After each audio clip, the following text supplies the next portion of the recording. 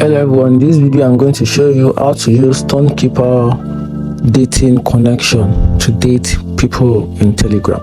So for you to do that, you have to open your Tonkeeper on your iPhone, then you tap at the browser icon.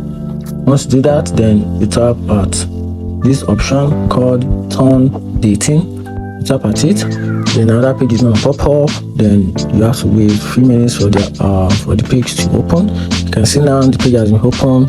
Turn Dating, high quality connections in Telegram. Join the community of ambitious and beautiful people. Then once you have to do that, you have to connect your wallet, your Tonkeeper wallet, to this particular page. So then a form of transaction exchange will be paid. From there, you pay if you're talking of a few amount in Toncoin, then you will have access to premium Telegram group for dating. If I find this helpful, I can follow for more. Thank you.